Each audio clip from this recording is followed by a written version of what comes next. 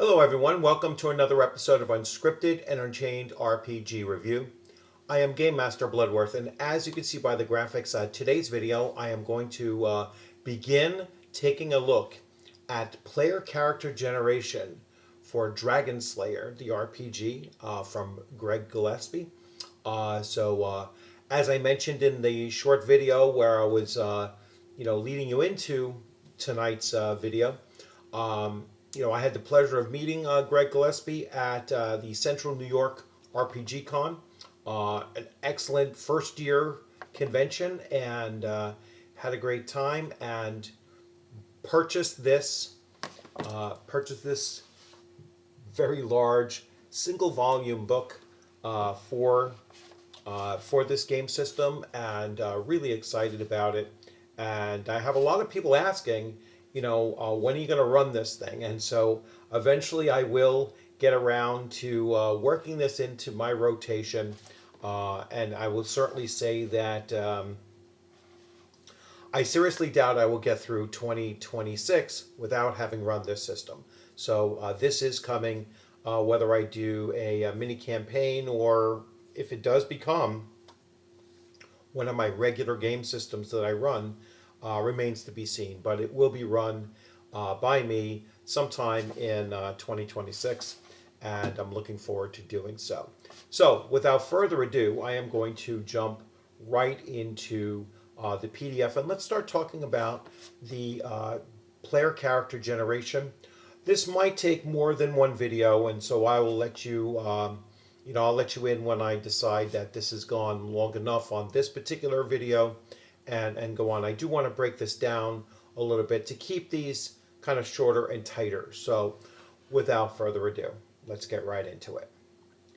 So here we go, and I will expand this a little bit and also make sure that I am not blocking too much of your view with my little avatar up here in the top corner. So anyway, so here we go, and so I am going to skip over this this introductory section here and go right into character generation. So I'm going to go to page 10. So a good thing to take a look at is look at the character sheet. And so you can kind of get a lot of sense about what the game system is like just looking at the character sheet. And when you do look at this, if you weren't all familiar with Dungeons and Dragons, all right, this is clear where it's getting its framework, its bones, is right here.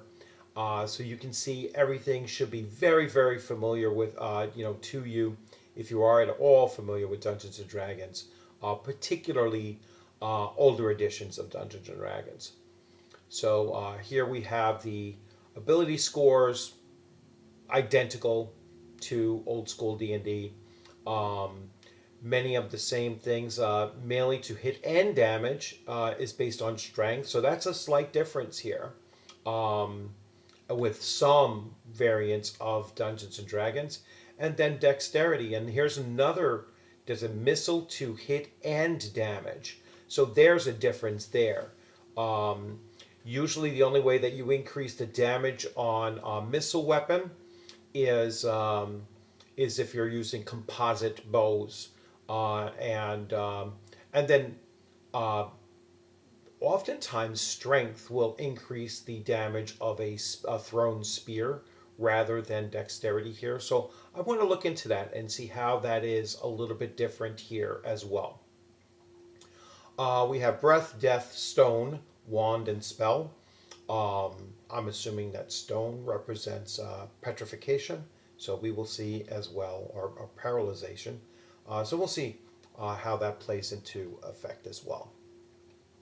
So like I said, I was going to skip over this here and get right to character generation. Maybe I will shrink this down a little bit. So begin the process with a new character sheet. Read through the ability scores, races, and classes to get a feel for each and their prerequisites. You're going to roll 3d6 7 times for your ability scores, record the results on scrap paper, and drop the lowest number.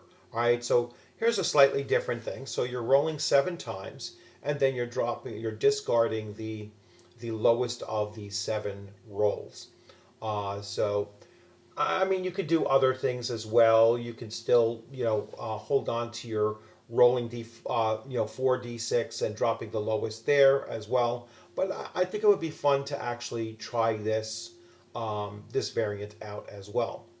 You're going to arrange your 6 ability scores to suit your desired race and class. Races consist of 2 groups, humans and demi-humans. There are Cyclops men, dwarves, elves, gnomes, halflings, half-elves, and half-orcs. All right, so Cyclops men is a new one, introduced here by Dragonslayer, so interesting. Demi-human races receive adjustments, bonuses, and or penalties to their ability scores. Classes consist of clerics, and druids and monks are subtypes of clerics. Fighters, which include barbarian, paladin, and ranger as subclasses. Magic users, which include illusionist as a subclass. And thief and assassin as a subclass of thief. Note your ability scores and modifiers and any special racial or class abilities on your character sheet.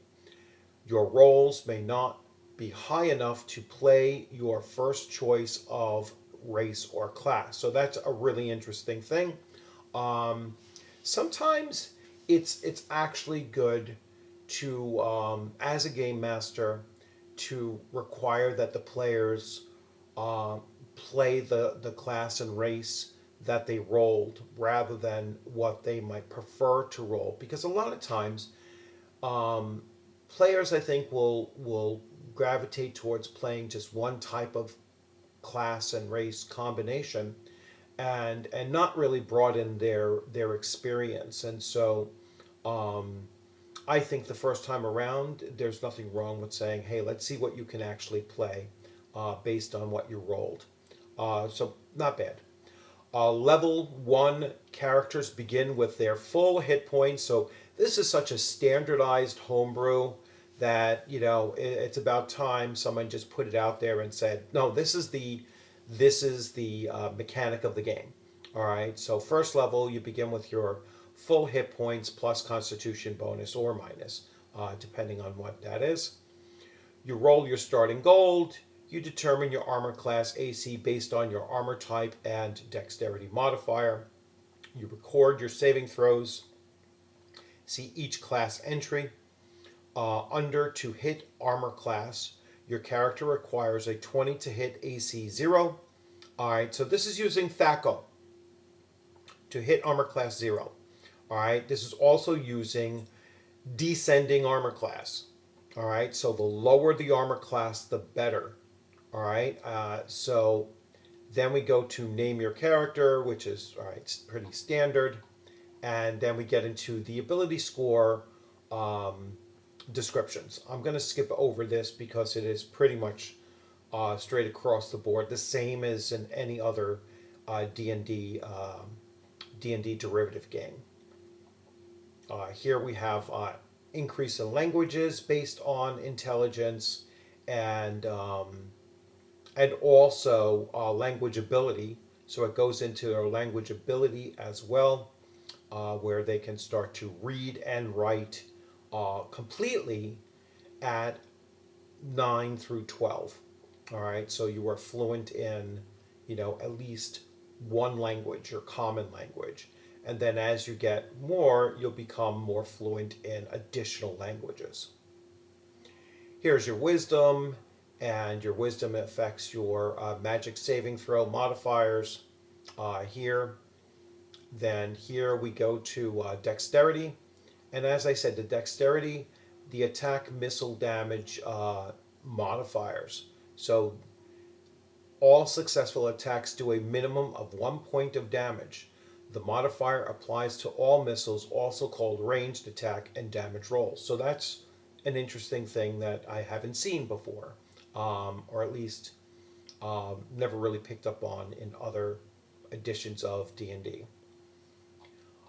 Constitution is going to give you a hit point modifier. Charisma is going to give you additional henchmen.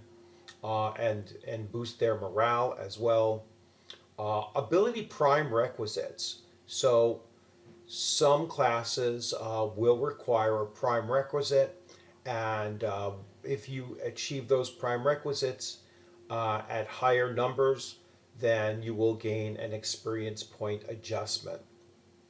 So the character races, you have humans, and humans have no score requirements, they have no score modifiers, and their class and level limitations are none.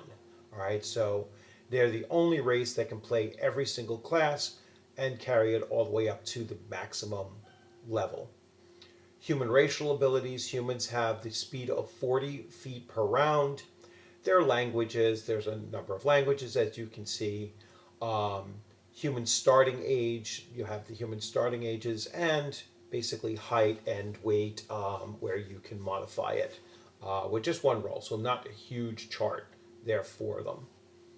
Cyclopsmen, they have a ability score requirement of 13 strength and 14 constitution.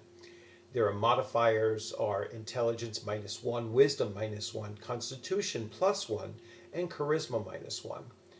Their class limitation limits are fighters 10 and paladin 8. All right. There's some tips on how to role play each of these characters as well. They have racial abilities of they can move 40 feet per round. They have dark vision, are accustomed to labor underground. As a result, they can see in total darkness up to 40 feet. Secret doors, they can detect secret doors on a 1 to 2 on a d6. Superstitious, they are highly suspicious of arcane magic despite their deep distrust of wizards. They gravitate towards spiritually and organized religion. Alcohol, so they are unable to consume alcohol. For them, alcohol has the same effect as lethal poison. All right, that's a very interesting trait that they have. Depth perception, they possess poor depth perception because they have just one eye and are -2 on all ranged attack. Resilient, they are resilient to harsh environments, +1 on saving throws versus heat and cold. Immunity, they are immune to poison gas. Quite interesting. All right, pretty cool stuff. And languages, they have their list of languages and their average height and weight, as you can see. So they're Cyclops men, but they're not like, I mean, they're taller than your average human, but they're not super, super tall. Dwarves, so 8 strength, 12 constitution, +1 to constitution, -1 to charisma. And here are their class and level limitations. Let's see if anything jumps out as different. Gem appraisal, racial anonymity, enmity. They receive +1 to hit versus orcs, goblins, hobgoblins, norkers, and bugbears. Weapon restrictions, they cannot use halberds, longbows, bastard swords, or other two-handed swords. Armor class size adjustment. When attacked by larger than medium-sized creatures, 7 feet or taller, dwarves receive a +4 armor class bonus. Thief skills, they get bonuses to thief skills. Languages, their starting age. Then we go to elves. Elves have 3 requirements for ability scores. So they need intelligence of 8, dexterity of 7, and charisma of 8. They have a +1 to dexterity, a constitution of -1. They can go up to level 12 as magic users. Level 10 as thieves. And probably very typical racial abilities here. They cannot use two-handed weapons. They're immune to paralysis, such as from ghouls. Sleep and charm, they are 90% immune to sleep and charm spells. Gnomes, so intelligence 7, constitution 8, charisma -1, constitution +1. They can go up to 12 as illusionists, 12 as thieves. A lot of times you'll see that it's almost a given that gnome thieves will almost always be illusionists on top of that. They get some of the same abilities like gem appraisal that dwarves get, underground sense as well. Illusions. The duration of all illusion spells cast by gnomes is increased by 3 rounds. Gnome illusionists may use the light crossbow. All right, so that's pretty interesting. So they got a pretty decent advantage with being illusionists as well. Armor class size adjustment, probably the same as dwarves, yes. Halflings, dexterity 9, constitution 9, strength -1, dexterity +1, cleric, fighter, and thief. Thief, they can go up to 14. Hiding, armor class size adjustment, so they also get that as well. The thief bonuses, I'm sure that they get higher thief bonuses.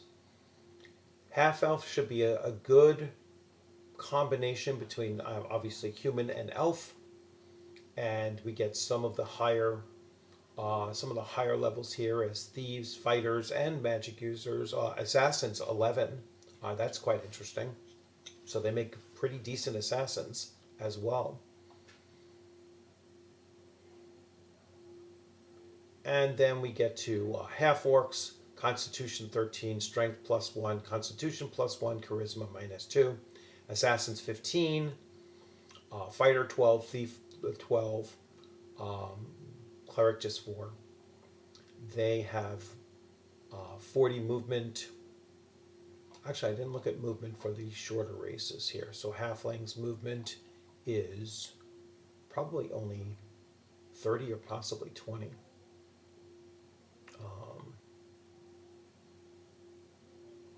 Oh, there it is, 20. Yeah, so it's half. Kind of makes sense. So now we go to the character classes, right? So here we have the cleric, and I don't expect that they are going to be drastically different than anything you've seen in any other edition of Dungeons and Dragons. So here we have, so clerics do get attack bonuses at higher levels, as you can see here. So at level 4, they're getting a +1 attack bonus, all the way up to a maximum of +4 once they reach level 10.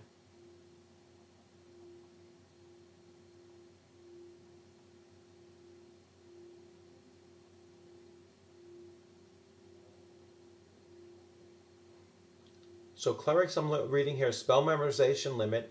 Clerics may not memorize the same spell more than once per day without the aid of a magic item. Oh, that's interesting. That really does limit the amount of healing that sometimes they do. So that's interesting. Very interesting. Bonus spells. Clerics with a wisdom 15 or higher receive 1 bonus first level spell, and when achieved, 1 additional second level spell per day. All right. And that's for any with a wisdom of 15 or higher.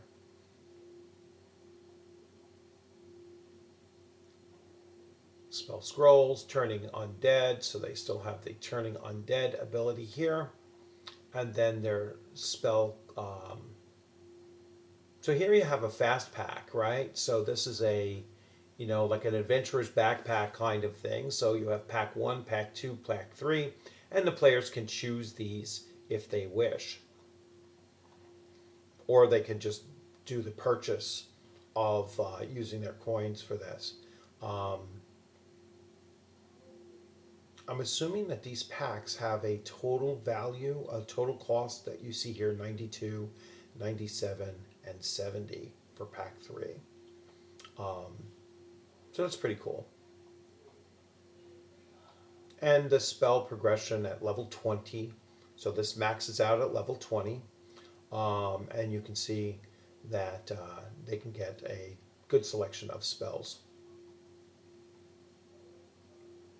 Here are their saving throws. Then we go to druid, and druid begin getting their attack bonus at level 4 as well. Like clerics, druids may not memorize the same spell more than once per day.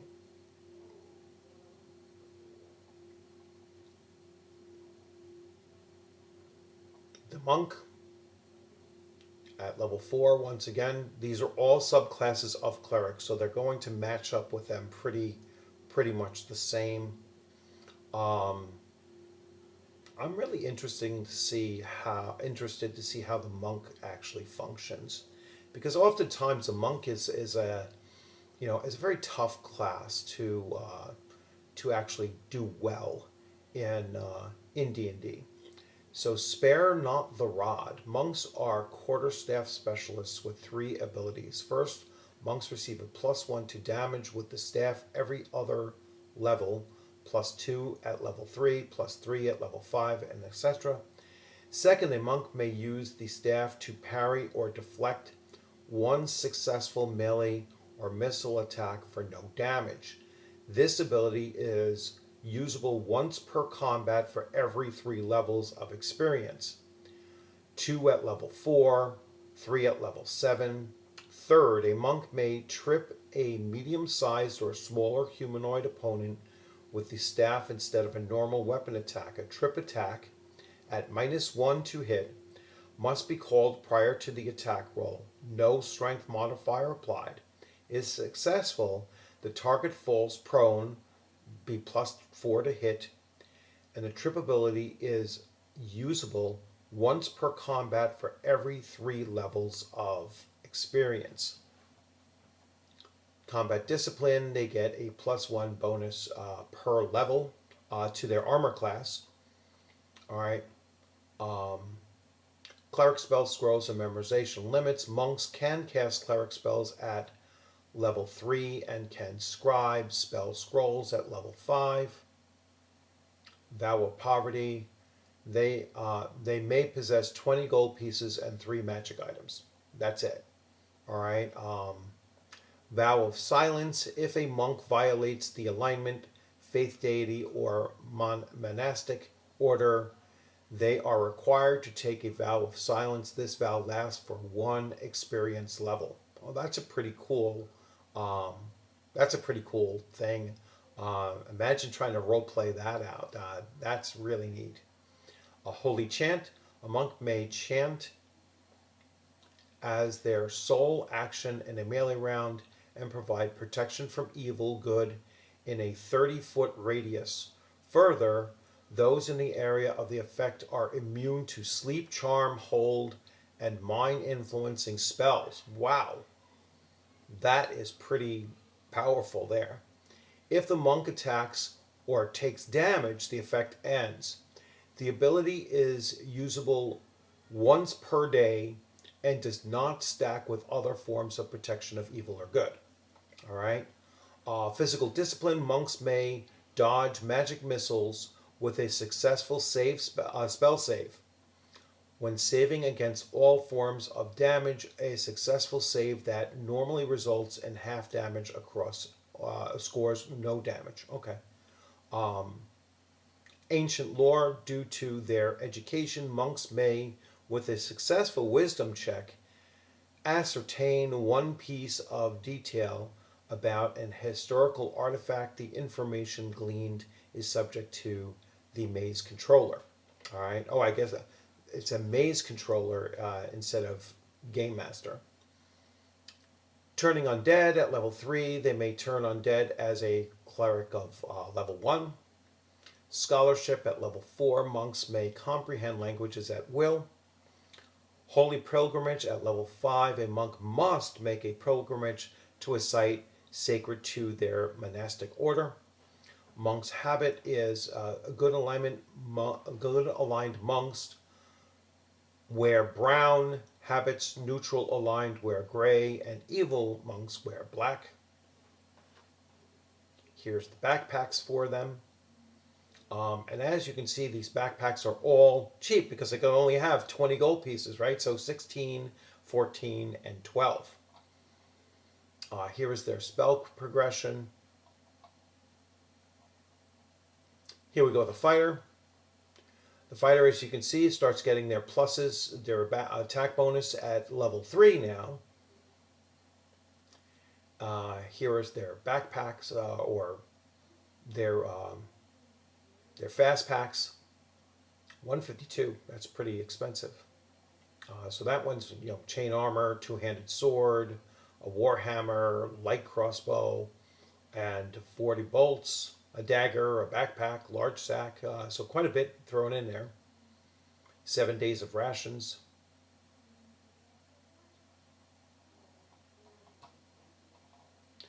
The barbarian also getting a +1 bonus to hit at level 3.